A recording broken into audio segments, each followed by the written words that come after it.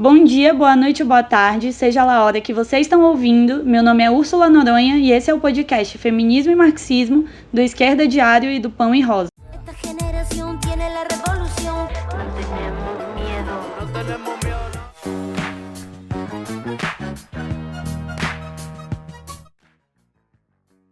Nesse episódio, a gente vai dar um mergulho na década de 70 no Brasil para conhecer mais a fundo o processo grevístico que deu origem ao PT e à CUT, e particularmente abordar. Para isso, a gente vai contar com a presença de algumas companheiras aqui do Pão e Rosas. A gente vai estar hoje com a Tatiane Lima, professora precarizada, direto do ABC Paulista. Dá um oi para a gente, Tati. Oi, gente. Também com a Tássia Arsênio, professora em Contagem, Minas Gerais. Dá um oi pra gente. Ei, gente. E a Úrsula Noronha, que já abriu aí o episódio com a vinheta, estudante da Unicamp. Dá um oi pra gente, Úrsula. Oi, gente. Bom, gente, num momento em que a gente tem a tarefa de enfrentar um governo extremamente reacionário, como o governo Bolsonaro, e um regime fruto diretamente do golpe institucional que veio para fazer ataques profundos contra a classe trabalhadora, como ficou mais do que claro no abraço entre o Bolsonaro e o Toffoli, né, presidente do STF, a gente entender o processo que deu origem ao PT e à CUT, né, em toda a sua história, deve servir para ajudar a refletir em qual projeto de esquerda as mulheres devem apostar hoje para não repetir o projeto petista de conciliação com a direita e com os grandes capitalistas, que inclusive nos trouxe até o golpe institucional.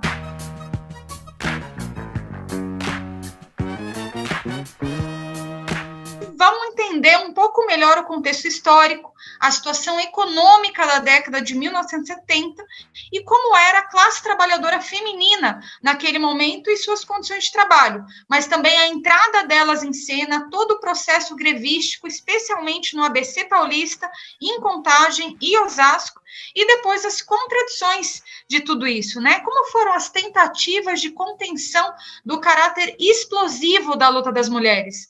Como se chegou ao chamado gradualismo petista? Né? Com essas abordagens, a gente quer debater a integração do PT no regime pós-golpe institucional, o papel das burocracias sindicais e quais são as consequências para as mulheres e as lições desse ascenso. Para esse episódio, a gente se inspirou no artigo Mulheres no Ascenso Operário de 1978 a 1980, Novas Lições, das nossas companheiras Flávia Vale e Maíra Machado, no livro Lutadoras, Histórias de Mulheres que Fizeram História, das edições Iskra. Então, vamos começar com a Tati Lima contando para a gente o contexto histórico. Então, pessoal, a primeira coisa importante sobre esse período é que eram tempos de ditadura militar. A burguesia nacional e o imperialismo dos Estados Unidos viram que tinha um processo muito profundo de lutas dos trabalhadores e dos camponeses explodindo por todo o país e articularam juntos o golpe de 1964. E nesse novo regime, as liberdades democráticas foram todas abolidas, a imprensa foi censurada e os opositores foram perseguidos. Inclusive, muitas organizações e ativistas de esquerda foram presos, torturados e até mesmo assassinados pelos militares. Né? E, inclusive, hoje, absurdamente, eles seguem impunes e são defendidos por ninguém menos que o Bolsonaro e o Mourão. Tem um livro do sociólogo Ricardo Antunes que chama Rebeldia do Trabalho, que trata, né, desse confronto operário que teve nos anos 70 e 80, em particular do confronto no ABC Paulista, e lá ele traz muitos dados e mostra como essa crise econômica dos anos 70 atingiu primeiramente a classe trabalhadora, né, que já vinha inclusive realizando diversas operações dentro das fábricas, resistindo ao grande desemprego que tinha e o aumento da precarização, inclusive se enfrentando com a perda real dos salários, né, que ficou conhecido como arroxo salarial. 10 anos antes desse ascenso, em 1968, aconteceram as greves operárias de Contagem em Minas Gerais e de Osasco, em São Paulo, que depois a Tássia e a Úrsula vai contar mais pra gente, né? E nesse mesmo ano também aconteceram os levantes na França, que marcaram todo o mundo, e aqui no Brasil também tiveram diversas manifestações, mas a ditadura reagiu, colocando no final do ano o AI-5, né? O Ato Institucional número 5, endurecendo muito mais o regime. Então, foi a partir de 1974 que começou a despertar novamente o movimento operário, que já começava a se reorganizar contra esses efeitos da crise econômica. Foi nesse ano também que aconteceu o primeiro Congresso dos Metalúrgicos de São Bernardo do Campo, por exemplo, e a gente pode ver, né, nos jornais da época, nos relatos sobre esse congresso, que uma nova camada da classe trabalhadora, cheio de novos trabalhadores que sequer viveram, né, o levante de 1968, entrava agora nessas novas lutas. E uma coisa muito importante também sobre esse período é que a estrutura sindical que estava vigente era a mesma que tinha sido construída pelo Getúlio Vargas, né, que tinha inspiração fascista e que tinha como principal objetivo controlar os trabalhadores e impedir que eles se colocassem como sujeitos políticos, né, contra a própria ditadura.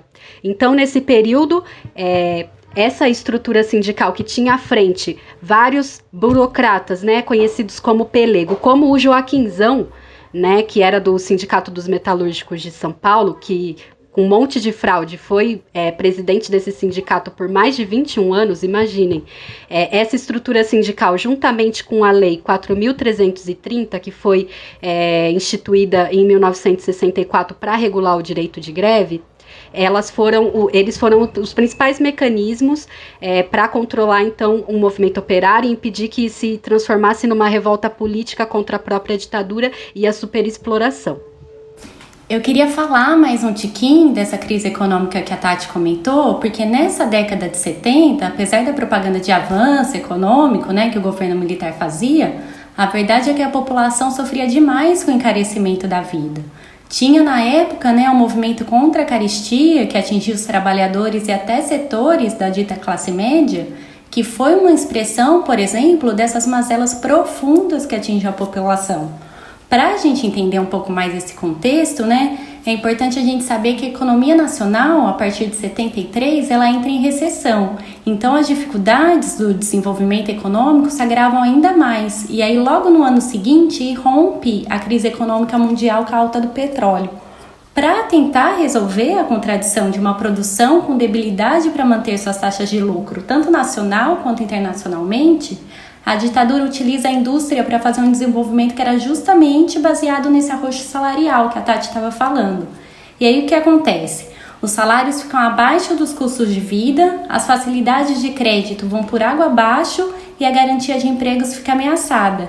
É nesse cenário que se dá a feminização do mundo do trabalho, com as mulheres entrando com mais intensidade no mercado justamente para poder complementar o orçamento familiar frente a essa desvalorização do salário real. Isso é possível também porque rola as mudanças dos produtos finais da indústria, né, que facilita esse aumento do uso da mão de obra feminina. E como mecanismo do próprio capitalismo, que a Di e outras companheiras já explicaram aqui, né, no podcast em outros episódios, ele utiliza historicamente da mão de obra feminina para aprofundar a exploração sobre toda a classe trabalhadora. E nesse caso, né, ainda combinou a entrada das mulheres na produção com a política de arroxo salarial. Outro dado que a gente tem é que, segundo o IBGE, essa inserção das mulheres no mundo do trabalho rolou de forma desigual nos diferentes ramos econômicos. E quase 70% das mulheres nessa década trabalhavam no setor terciário. Já na indústria, as operárias se encontravam principalmente nos setores alimentícios e têxteis, em trabalhos minuciosos, que a Úrsula vai explicar daqui a pouco para a gente. Então, depois dessa entrada feminina com mais intensidade, né, no mercado de trabalho, as mulheres continuaram ano após ano constantemente trabalhando fora de casa ou buscando emprego, né? E hoje no Brasil a gente ocupa metade dos postos de trabalho. Na verdade, em todo o mundo a gente já pode dizer que a classe trabalhadora tem rosto de mulher, né? E junto com dizer isso, denunciar que são as mulheres que estão ainda nos postos de trabalho mais precários, principalmente as negras e imigrantes, que têm décadas e décadas de negação de direitos e de superexploração. E é esse batalhão de mulheres que, então, historicamente, mais sofre com a dominação do capital sobre suas vidas. É muito importante mesmo a gente entender mais esse aspecto econômico, porque isso tem um reflexo direto, né, nas condições de trabalho que as mulheres tinham naquela época. Na verdade, elas estavam presentes principalmente nos ramos têxtil e metal mecânico e eletrônico. As tarefas que elas tinham, como Tássia falou, exigiam minúcia, habilidades manuais, atenção aos detalhes e paciência. E tudo isso era considerado adaptável à mão de obra não qualificada. Ou seja, foram características que eram consideradas naturais e foram transformadas pelos capitalistas em atividades desvalorizadas, dividindo inclusive as mulheres trabalhadoras e colocando elas como segunda e terceira linha de produção. Em relação ao trabalho produtivo e as transformações que ele teve nessa época, as mulheres entraram nas oficinas de produção com condições de trabalho e remuneração muito diferentes em relação aos homens. E os patrões justificavam isso pelo trabalho supostamente não qualificado das operárias metalúrgicas. Olhem que absurdo isso. As mulheres enfrentavam, junto com os homens, altas metas de produção, baixo salário, jornadas extenuantes de trabalho, mas a diferença de tratamento dentro da fábrica potencializava essa exploração, causando inclusive competição entre os próprios trabalhadores.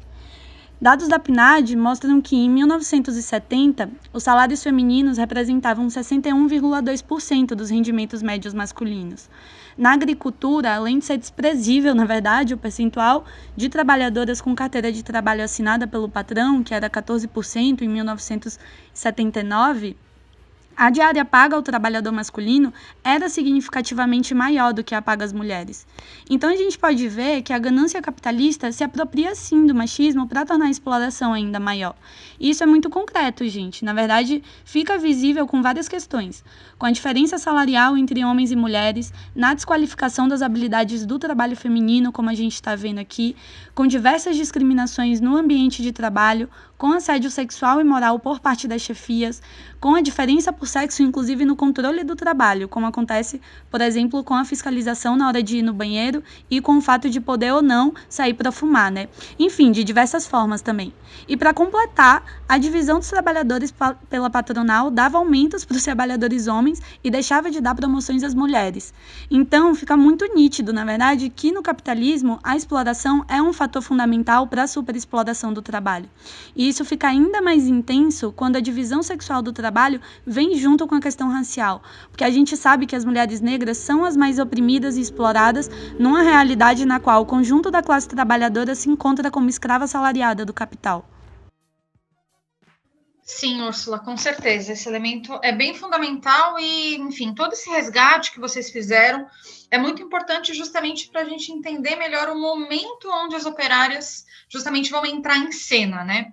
Bom, a gente está falando de um momento que, como a Tati já tinha explicado, a classe dominante utilizou um golpe militar para conter o potencial revolucionário que tinha se expressado, né, na década anterior, e a classe trabalhadora fez sua primeira grande luta contra a ditadura com as greves e ocupações de Osasco e Contagem em 68.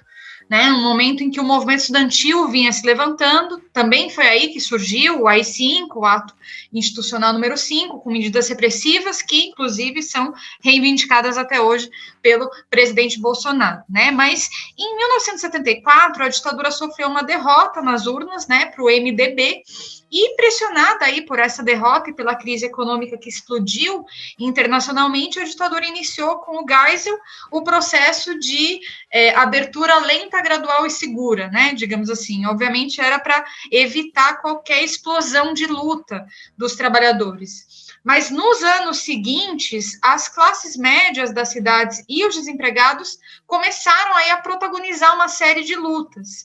Então, alguns grupos, como o PCdoB, PCB, MR8, né, foram aderindo ao grupo dos sindicalistas pelegos, atrelados à ditadura, né, isso a gente vai aprofundar um pouquinho depois, com um argumento super pelego, né, de que a desestabilização provocada pelas greves favorecia a ala dura dos militares, né, como se tivesse uma ala mole, né, dos militares, enfim. Daí vai se abrir toda uma reorganização política que no início dos anos 80 vai culminar justamente no processo de formação do PT.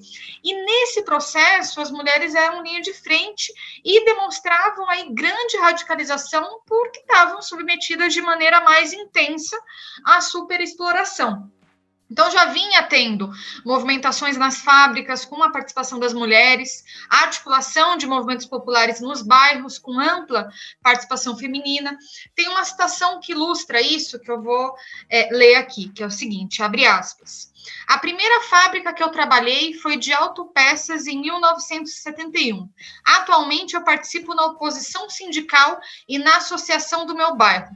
Eu participo no bairro porque lá a mulher tem uma participação maior, porque é onde está concentrada toda a vida dela, fecha aspas. Esse é o comentário da Edinalva, uma metalúrgica. A gente retrata nesse livro lutadoras, histórias de mulheres que fizeram história. Mas elas também foram se envolvendo em movimentos dentro das fábricas, né? Como também expressou uma outra operária metalúrgica, Sofia, né? Ela falava o seguinte, abre aspas, fomos do movimento popular para o movimento operário e em 1978 foi o ponto alto com a participação na Filco junto com outras companheiras em um trabalho clandestino. Fecha aspas. Essa Sofia fazia parte da oposição sindical. Inclusive, antes de surgirem as greves mais massivas, né, também tiveram as chamadas operações tartaruga, que era tipo uma forma de botar pressão na patronal, fazendo o serviço de forma mais lenta. E foi nesse contexto do ataque, né, do arroxo salarial, que o movimento operário começou a se recompor com esse tipo de método, que foi se generalizando, não só a lentidão na produção, mas o atraso para começar a trabalhar, a produção proposital de peças com defeito, esquecimento de documentos para ingressar na empresa, tudo para driblar as proibições de greves que estavam ali instituídas pela ditadura, né? Inclusive, por conta dessa perseguição, os operários e operárias começaram a desenvolver novas formas de comunicação e de organização dentro das fábricas, né? Então, ia começando a ter forma, né, de auto-organização, ou seja, dos operários se organizarem por eles próprios, ainda que de forma embrionária. Isso foi tomando corpo com as comissões por local de trabalho, né? Algo que foi completamente decisivo para as greves a partir de 1978, ou seja, essas greves não caíram do céu, né, nem foram orientadas por uma liderança que veio e decidiu tudo o que ia fazer, elas foram preparadas na base pela auto-organização. Nossa, totalmente, Di. E a data simbólica do início do ascenso operário foi o dia 12 de maio de 1978. Por quê? Nesse dia, os operários do turno da manhã da ferramentaria da Scania, aqui em São Bernardo, bateram o cartão, mas não ligaram as máquinas. Foi uma paralisação espontânea, inclusive iniciada pelos próprios trabalhadores por fora do próprio Sindicato dos Metalúrgicos de São Bernardo e Diadema, né? Que na época era presidido pelo Lula desde 1974. Então, da Scania, o movimento contagiou outras grandes fábricas do ABC, como, por exemplo, a Ford, né, que era uma gigante. E, segundo o Ricardo Antunes, naquele livro que eu já citei aqui, chegou a envolver mais de 150 mil trabalhadores. Imagina, é um número, assim, muito brutal. Também, nesse ano de 1978, lá em São Paulo, a oposição enfrentou aquela direção pelega do Joaquinzão, nas eleições para o Sindicato dos Metalúrgicos de São Paulo, com uma campanha que também foi muito massiva, muito expressiva, envolvendo muitos trabalhadores. Tem um documentário bem interessante sobre isso, o Braços Cruzados, Máquinas Paradas, que é dirigido pelo Hugo Gama. Vale a pena dar uma olhada, quem quiser saber mais. Então, em 1979, o movimento começou porque o Sindicato de Santo André, São Bernardo e São Caetano do Sul recusaram um acordo que tinha sido firmado pela Federação de São Paulo com a patronal e passaram a reivindicar, então, 68% de aumento, estabilidade no emprego, algumas pautas em relação à autonomia, liberdade sindical, entre outras. E assim começou a greve geral de 1979, com assembleias gigantescas, como as que a gente viu, né, nos documentos sobre esse momento, ali no campo da Vila Euclides, lá em São Bernardo. E nesse movimento, também cerca de 150 mil trabalhadores se mobilizaram, e a greve durou, ao todo, 17 dias, mas ela teve um intervalo no meio de 45 dias e o seu encerramento foi negociado pela direção do Lula, que inclusive no final, vejam que absurdo, foi elogiado pelo próprio ministro do Trabalho da ditadura, porque conseguiu, né, fazer os operários aceitar aquele acordo que tinha sido bastante rebaixado e impediu que o movimento começasse a se radicalizar. Também tem um documentário bem interessante que narra, né, esse momento, que chama O ABC da Greve, que é dirigido pelo Leon Hirschman. Esse movimento ele teve muita repercussão nacional, porque nesse momento a indústria automobilística ela era o carro-chefe da economia brasileira, né? Ela chegava a ser responsável por mais de 10% do PIB. E aqui no ABC, grandes plantas assim das maiores fábricas multinacionais estavam paralisadas, como a própria Scania, a Mercedes-Benz, a Volkswagen, a Ford, a Schuller, a Villares, a Pirelli, entre muitas outras. E a terceira grande onda de greves foi no início dos anos 80, né? E dessa vez contou também com outras categorias de trabalhadores, como foram os portuários, e algumas cidades do interior paulista também se paralisaram, né? Como Campinas, Taubaté, São José dos Campos, Araraquara, entre outras. E no auge do movimento de 1980, 170 mil operários estavam paralisados. Os trabalhadores se organizaram através de um comando de mobilização, criaram também um fundo de greve e também se organizavam nessas associações de bairros que a Di colocou para a gente o relato, né, da operária. E nessa greve de 1980, a repressão, que já tinha sido muito dura, né, nos anos anteriores, ela se endureceu ainda mais. Tinha vários confrontos com a polícia na frente das fábricas, nos piquetes. Inclusive, foram presos centenas de trabalhadores, além da própria intervenção e destituição que teve nas diretorias dos sindicatos de São Bernardo e Santo André, né? Tem também um terceiro documentário que eu acho que é interessante para ver esse período, as próprias assembleias, que é dirigido pelo Renato Tapajós, que chama Linha de Montagem. Também vale a pena dar uma olhada para quem quiser saber mais. Nesse documentário, eu achei assim, bastante impactante ver realmente a força, né, dos trabalhadores. Não só, né, nas grandes assembleias, mas, por exemplo, naquele 1º de maio, né, desse ano, de 1980, que reuniu mais de 100 mil operários, ou mesmo a caminhada das mulheres, né, pela reabertura das negociações e exigindo a liberação dos operários que foram presos. Teve muitas demissões nesse período. A greve durou 41 dias e foi encerrada no dia 12 de maio. E esses trabalhadores que foram presos, inclusive, né, a própria diretoria do sindicato, terminou presa por mais alguns dias ainda, depois do encerramento das greves, e foram enquadrados na Lei de Segurança Nacional. Aqui em Minas, influenciados por essa greve da Scania que a Tati estava contando, e já com os ensinamentos das greves e ocupações de fábricas da década anterior, né? Em 79, mais de 8 mil operários de Contagem e BH estavam reunidos em assembleia numa greve que era assim, gente, um trem impressionante. Ela chegou a organizar mais de 70% dos 66 mil metalúrgicos que tinha na região na época. Os trabalhadores da Fiat em Betim também entraram em greve e praticamente todas as empresas da cidade pararam depois disso. Imagina a potência que tinha esse movimento. Os piquetes eram muito, muito fortes, enfrentavam uma repressão que era assim, violentíssima, principalmente na Manesma, que hoje é a Valorec, né?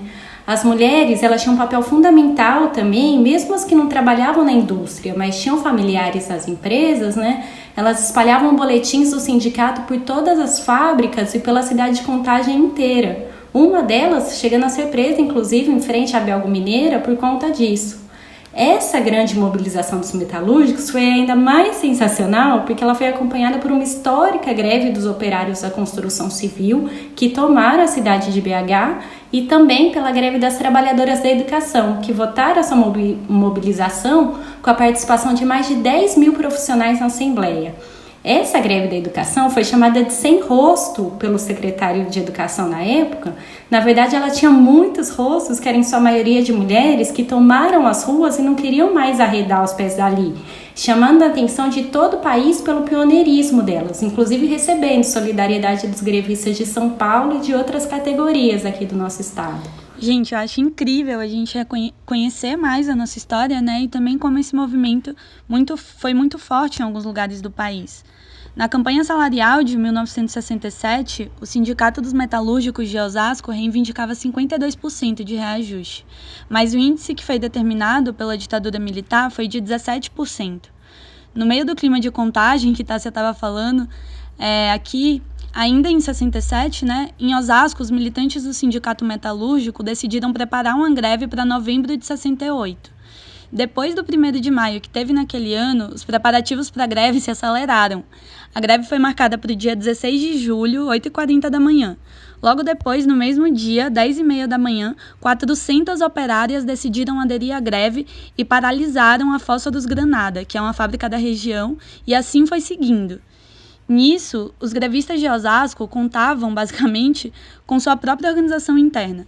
Na maior fábrica da região, a Cobrasma, que fabricava material ferroviário, desde 1963 tinha uma comissão de fábrica muito atuante e seu exemplo de organização se espalhou pelas fábricas mais próximas. Então, se a gente for ver, o processo geral de resistência à ditadura contava, nesse momento, conscientemente com a adesão de um setor combativo da classe operária que marcava a necessidade de derrotar a ditadura no terreno da luta de classes. Isso é muito potente. O proletariado paulista teve nos operários de Osasco sua vanguarda combativa e que era também receptiva às reivindicações e ações dos setores da juventude que se mobilizavam no grito de abaixo a ditadura desde 1967. E, gente, um processo operário tão rico como esse só pode ser impedido com uma derrota que sirva de lição. Em Osasco, o exército ocupou e sitiou a cidade, entrou nas fábricas e levou os líderes de greve presos. A ditadura queria, com essa perseguição aos líderes de Osasco e também de Contagem, quebrar as relações mais orgânicas, conter os avanços conquistados pelos operários em relação à organização, programa e métodos de luta, para que seu exemplo não se estendesse e não se transformasse em uma ameaça para o regime. Mas a greve de Osasco se transformou em um símbolo, porque superou os limites econômico-corporativos e se localizou, na verdade, como um movimento político de resistência à ditadura. E o desfecho dessas lutas, de Osasco e de Contagem e as repercussões da derrota que tiveram aportaram para novas respostas a esse debate que se desenvolvia entre as correntes de esquerda desde o golpe de 64, sobre qual era a política e quais eram os métodos para combater a ditadura, qual era o papel da classe operária e seus métodos de luta, e também sobre a viabilidade da Aliança Operária Estudantil. Esses exemplos são realmente fantásticos. Eu poderia ficar horas ouvindo vários e vários deles. Muito bom. E eu acho que isso vai mostrando também que com a incipiente feminização dos setores industriais, a gente passou um pouco por isso, também passa a existir uma aproximação das operárias com os sindicatos. Por exemplo, em 79, no setor industrial em São Paulo, os trabalhadores sindicalizados representavam 52,2% do total, e as mulheres somente 25,2%. E aí a Helena Irata, ela citou algumas estimativas sobre isso no texto Movimento Operário sobre a Ditadura Militar, que vão mostrando que entre 77 e 78, o número de mulheres sindicalizadas na região metropolitana de São Paulo triplicou. Um marco importante aí na relação entre trabalhadoras e o sindicato foi o primeiro Congresso da Mulher Metalúrgica de São Bernardo do Campo e Diadema em 78. Para o Congresso se inscreveram 800 metalúrgicas, mas, enfim, apenas 300 participaram, inclusive por conta dos boicotes da patronal, enfim, com a imposição do pagamento de hora extra, enfim, todo tipo de coisa para impedir, a organização das mulheres trabalhadoras. Depois, pelo levantamento feito pelo próprio sindicato na época, a maior participação se deu entre as trabalhadoras mais jovens e precárias. É um dado interessante. Foi, inclusive, o Lula que fez a abertura formal do evento. Depois, em vários materiais, estava indicado o objetivo do Congresso, que era de integrar a mulher operária na luta sindical de toda a categoria, mas, inclusive, diziam, não queremos confundir com o movimento feminista, pretendemos que o Congresso fosse apenas uma iniciativa para integrar a mulher ao movimento trabalhista, reforçando a luta dos companheiros homens, Enfim, isso tinha saído na tribuna metalúrgica da época, Uma definição bem complicada, Como se as mulheres fossem um apêndice para reforçar, sim, um apêndice para reforçar, a luta dos companheiros homens, Enfim. Mas o que acontecia aqui, Na verdade, uma dupla divisão entre as demandas específicas das mulheres e as demandas sindicais da greve, separando elas, uma coisa é greve, uma coisa é salário, outra coisa é o que as mulheres querem defender, Mas também entre as demandas sindicais do conjunto da classe trabalhadora e a luta política contra a ditadura. né? Isso porque, com o objetivo de integração da mulher trabalhadora ao mundo sindical, né, as metalúrgicas, elas tiraram resoluções acerca das suas demandas, como a igualdade de remuneração entre o trabalho feminino e masculino, que, diga-se de passagem, a gente segue lutando até hoje, né? Porque, enfim, hoje em dia as mulheres negras recebem 60% a menos que os homens brancos, né? Mas também a melhoria nas condições de trabalho, demanda por creches, escolas, enfim, posição contrária ao trabalho noturno, também um debate aí no movimento feminista, mas a questão é que essas demandas, ao não serem colocadas como parte central da luta econômica salarial nas greves que tomavam o país, elas iam perdendo seu potencial de unificação das fileiras operárias na batalha pelas demandas dos setores mais precários. Né? Então, essa divisão das fileiras operárias foi parte da mesma estratégia de separar as demandas políticas ao não se discutir nesse congresso das metalúrgicas qual que era a saída política contra a ditadura. Então, você imagina, você está no meio de uma ditadura, aí você vai fazer um congresso, junta aí 800 mulheres que se inscreveram, foi boicotado, aí foi 300. No final, e você vai discutir somente as demandas das mulheres? Não pode ser, não porque sejam secundárias as demandas das mulheres, elas têm que estar unificadas com o conjunto das demandas da classe trabalhadora, mas qual era a demanda real da classe trabalhadora naquele momento, se não esmagar e derrotar por um ascenso operário a ditadura que estava em curso? Né, se tratava bastante disso, e não por acaso as direções sindicais da época temiam a aliança das mulheres trabalhadoras com as mulheres que eram parte do movimento, que ficou conhecido como a segunda onda do movimento feminista. A gente já tratou nesse podcast, com um episódio especial sobre isso, que lutavam no Brasil e internacionalmente contra o patriarcado num movimento bastante subversivo de questionamento da ordem, né? Ainda que a gente sabe que as próprias direções do movimento de mulheres tampouco se preocupavam muito em se unificar com a classe trabalhadora. O problema de estratégia estava na direção do movimento operário e do movimento de mulheres, né? Nesse caso. Mas a questão é que, ao separar a luta específica das mulheres da luta política contra a ditadura e impedir que a classe trabalhadora hegemonizasse a luta pelos direitos democráticos das mulheres, ou seja, levantassem com força essas bandeiras, cada uma das demandas das mulheres trabalhadoras, né, ia se perdendo o caráter radical da organização das mulheres trabalhadoras, né, e passava a ser uma coisa que justamente era tão forte organizar um congresso de mulheres, mas ao ele não ser uma coisa emblemática contra a ditadura, por essa separação que as direções faziam, na verdade, perdia muito do seu caráter radical e subversivo. Então, o potencial revolucionário da demanda das mulheres mais precárias estava justamente em aliar a luta pelas demandas específicas com a batalha pela queda revolucionária da ditadura, buscando aí aliança com o movimento mais amplo de mulheres, né, de luta das mulheres naquele momento. E o desafio era exatamente o de batalhar para que a classe trabalhadora hegemonizasse a luta contra a ditadura, batalhando também pelas demandas democráticas de todos os oprimidos. Tem toda a razão, Jim, mas na verdade, nos anos seguintes, que como resultado desses grandes levantes operários se deu uma reorganização de toda a classe trabalhadora, né? Inclusive aí a construção do PT, a fundação da CUT em São Bernardo em 83, essas lutas pelas reivindicações ligadas às condições de trabalho, salário, emprego, né, não se desenvolveram para um questionamento político que desse vazão a uma saída revolucionária para o fim da ditadura.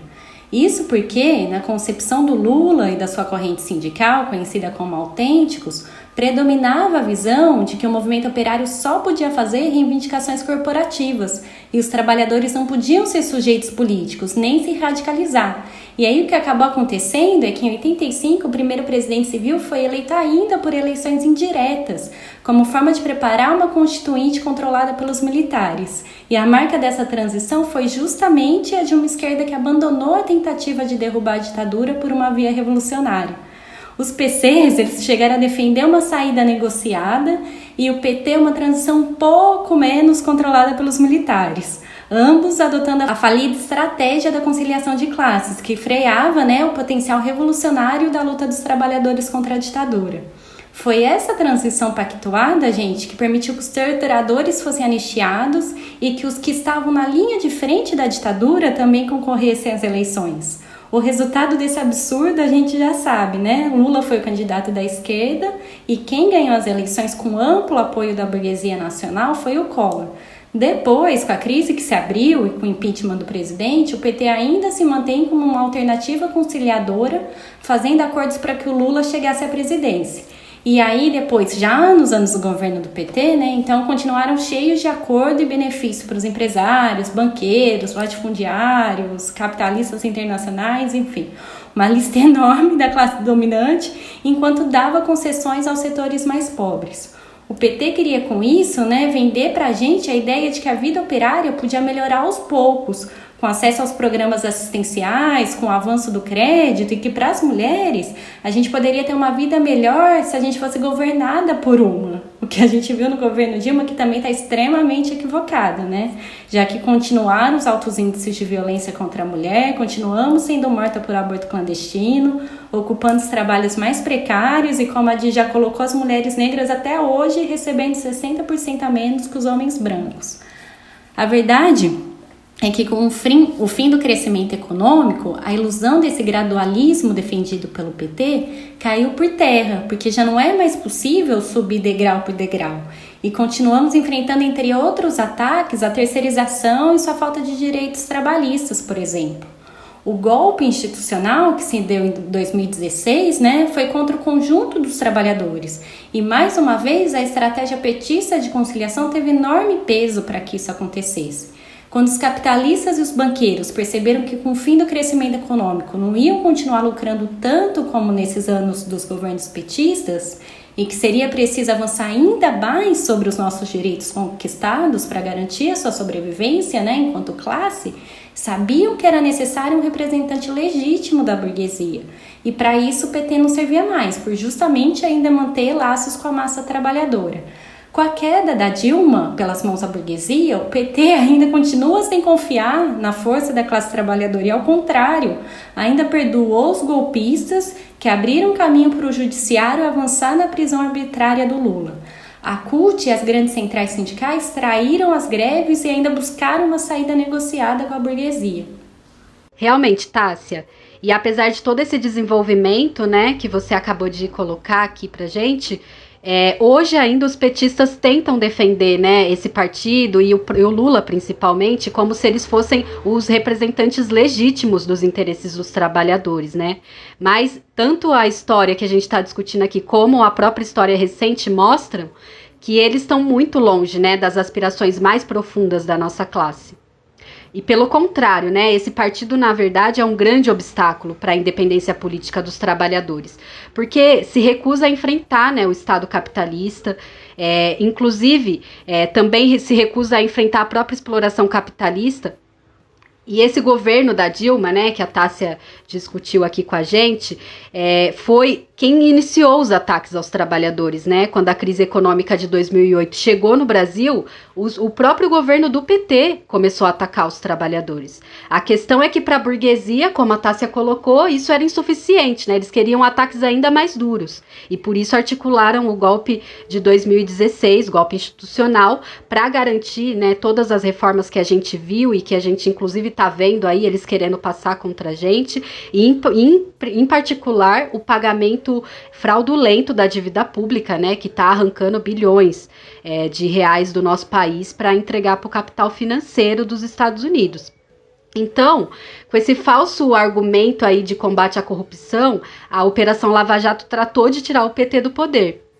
E esse golpe foi dirigido pelo autoritarismo do judiciário, mas foi assinado também embaixo por todos os partidos que estão no Congresso, né? Pela maioria dos partidos do Congresso, que depois, inclusive, apoiaram toda a manipulação das eleições de 2018 que levaram o Bolsonaro para o poder. Mas nessa história toda foi o próprio PT que abriu espaço para essa direita, extrema-direita asquerosa, né? Fazendo todo tipo de acordo com esses setores mais reacionários e tendo até mesmo o Bolsonaro, gente, na sua base aliada. As pessoas esquecem disso, né? Tipo, os petistas tentam esconder isso, mas o Bolsonaro era da base aliada do PT. Para ver, né, o nível do vale tudo mesmo eleitoral que esse partido foi cada vez assimilando mais. Outra coisa muito importante da atuação do PT nesses últimos anos é que eles mostraram, né, que querem ser parte desse regime golpista. essa integração ela está se expressando com a política dos próprios governadores do PT lá no Nordeste, né, aprovando todas as reformas. E isso torna a oposição que eles fazem do Bolsonaro uma mera fachada. Inclusive, chegamos agora no meio dessas eleições que estão acontecendo esse ano, ao cúmulo do PT estar junto com partidos bolsonaristas, né, como o PSL, em mais de 140 cidades, assim, um escândalo. E as consequências... Sim, e as consequências dessa política, né, que é submissa a esse golpismo, elas recaem em primeiro lugar sobre a classe trabalhadora, né?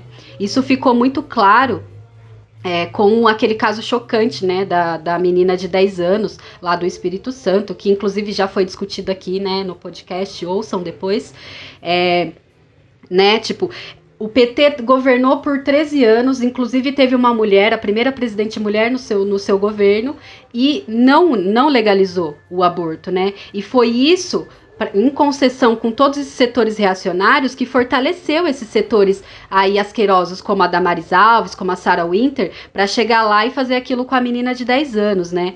E esses setores ainda querem avançar ainda mais contra os nossos direitos, né? Como a gente viu com essa portaria que o Bolsonaro aprovou para ir contra esse direito ao aborto que já era previsto em lei, né? No caso de estupro.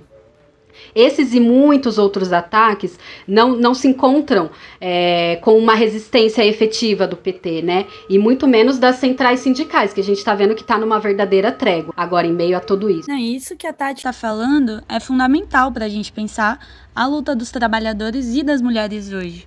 Porque o PT e o PCdoB estão à frente dos maiores e mais importantes sindicatos do país, que são a CUT e a CTB. Mas o papel que eles vêm cumprindo nos últimos meses é escandaloso, gente. Foi possível ver isso se aprofundar, inclusive agora na pandemia, com a trégua que a Tati colocou, né? E que inclusive negociou ataques como a MP 936 e traiu nossa classe diretamente. A CUT e a CTB, nos últimos anos, atuou unicamente para travar a luta e as lutas, né, dos trabalhadores, enquanto era parte de aprovar uma série de ataques nos estados que governa. Um exemplo disso, inclusive, foi 2019, quando as centrais sindicais separaram a luta contra a reforma da Previdência da luta contra os cortes na educação do governo Bolsonaro, dividindo as forças da oposição ao governo e permitindo que uma reforma absurda, como é a reforma da Previdência, que recai fortemente nas mulheres, passasse sem uma resistência organizada. Agora, na pandemia, a gente teve o exemplo, né, da greve dos Correios. Foi uma greve muito forte que chegou a durar 35 dias. Os trabalhadores organizaram uma verdadeira resistência operária à extrema-direita e, na verdade, se depararam com uma sanha de ataques do judiciário, que foi representada na audiência do TST, né, que manteve 50 ataques do acordo coletivo. Além, é claro, né, do isolamento consciente das burocracias sindicais que dirigem a categoria e levaram ao final da greve. Esses ataques significam, na prática, diminuição do tempo do auxílio creche e corte no auxílio para quem tem dependentes com deficiências. E, além disso, também ataca, né, a licença maternidade, que poderia ser de até 180 dias e vai passar a ser só de 120 dias, né?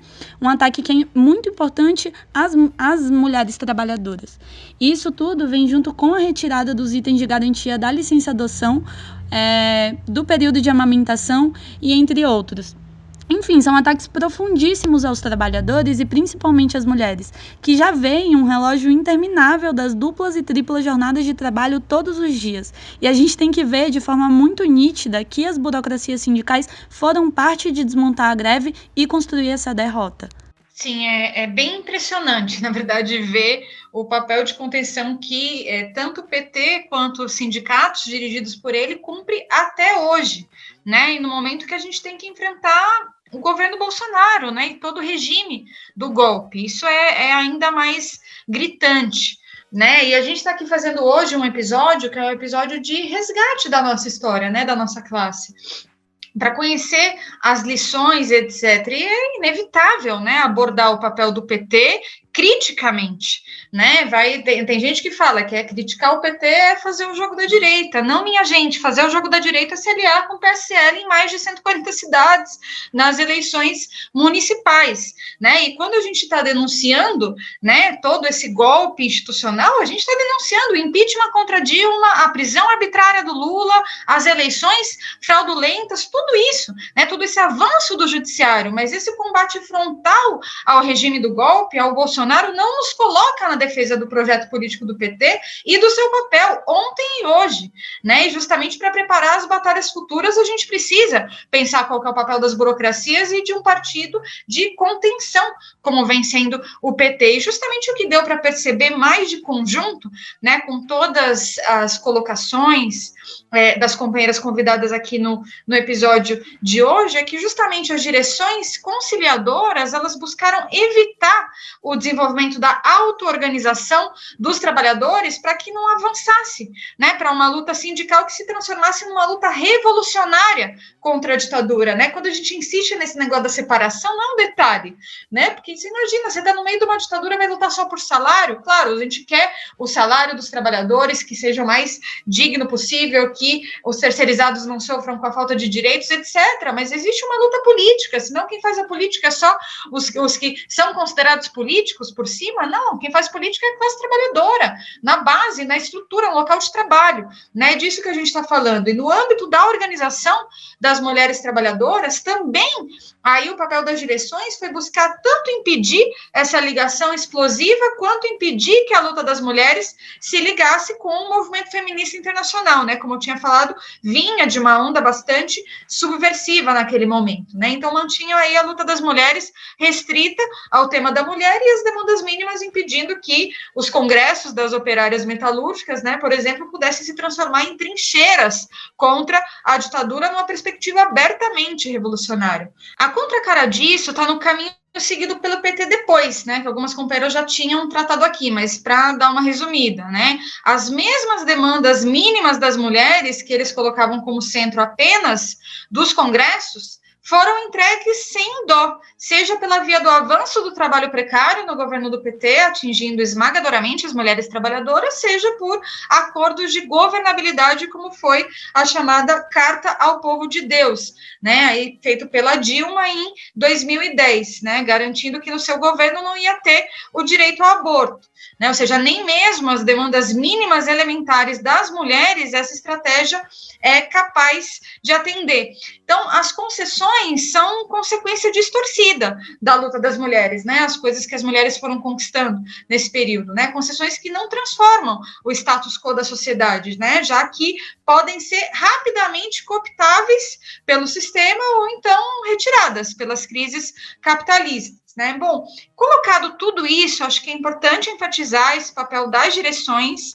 A gente insiste nisso, né? Mas a esquerda adora ignorar o papel das direções, achar que não tem nada a ver debater o papel das direções, etc., né? O famoso passar um pano, e pensar quais são as lições que as operárias do ascenso nos deixam, né? E eu acho que são várias. Em primeiro lugar, que é preciso avançar na auto-organização da classe trabalhadora, com as trabalhadoras na linha de frente, para elevar a luta pelos direitos das mulheres a uma luta contra todo o Estado capitalista, né? Inclusive, no momento do ascenso, isso teria significado levar adiante uma luta revolucionária contra a ditadura, superando o patamar econômico das greves, com a construção de organismos de auto-organização operária e popular nesse processo, que poderiam ser os embriões do poder dos trabalhadores em oposição ao Estado burguês, e pela convocação de uma Assembleia Constituinte livre e soberana sem a tutela dos militares, né? Para isso fez falta um partido revolucionário capaz de ser um fator na batalha para que permitisse à classe trabalhadora impor uma derrota aos militares e a sua transição pactuada. Mas a questão, gente, é que ter a classe trabalhadora como sujeito político da derrubada da ditadura com seus próprios métodos era tudo que o PT não queria, e por isso atuou para garantir uma transição pactuada, né, dando com peso aí nos sindicatos. Por isso também é uma grande tarefa da classe trabalhadora, continua sendo, retomar os sindicatos para as mãos dos trabalhadores. Mas das experiências de cada fábrica, a gente pôde ver a força das operárias que hoje seguem sendo um batalhão formação da nossa classe e vão estar na linha de frente dos futuros combates, como sempre estiveram na nossa história, né? Então, hoje, em meio ao governo Bolsonaro e ao regime do golpe institucional, essas lições são valiosas, né, quando o PT, justamente com a sua conciliação com a direita e com os grandes capitalistas, abriu espaço para o golpe, né, como a gente já afirmou aqui, governou com a direita, assumiu métodos de corrupção, começou a implementar um plano de ajustes, né, no segundo mandato da Dilma e defendeu um projeto de país fortalecendo o agronegócio,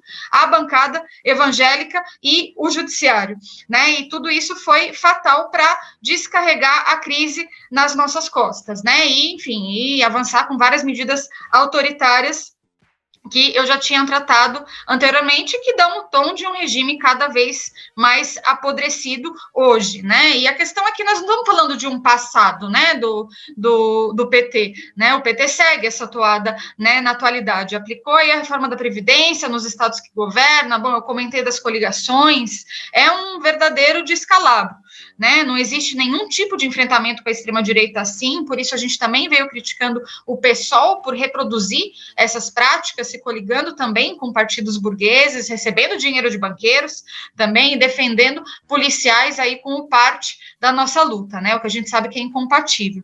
Então, gente, na nossa visão aqui, na nossa visão do Pão e Rosas, do MRT, para derrotar o Bolsonaro, o Mourão e todos esses golpistas, né, do STF, do Congresso Nacional, a esquerda não pode fazer o mesmo que o PT fez em toda a sua história, né, mas também o que vem fazendo atualmente. As lições do ascenso mostram que as direções conciliadoras sempre impediram o desenvolvimento da luta independente da classe trabalhadora. Bom, essa é a perspectiva que falta hoje e é por ela que nós, do Pão e Rosas, do MRT, batalhamos.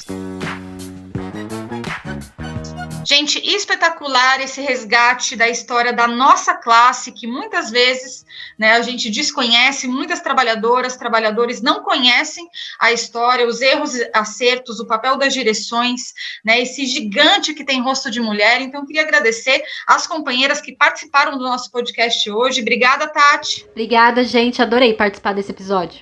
Muito bom. Obrigada, Úrsula. Valeu, gente. Um prazer estar aqui. E obrigada, Tássia. Tchau, gente. Valeu demais. Foi muito bom contar com todas vocês. Obrigada pela participação. Trabalhadoras e trabalhadores, somos uma só classe e por isso uma só luta. Até a próxima, gente. Curtam e compartilhem.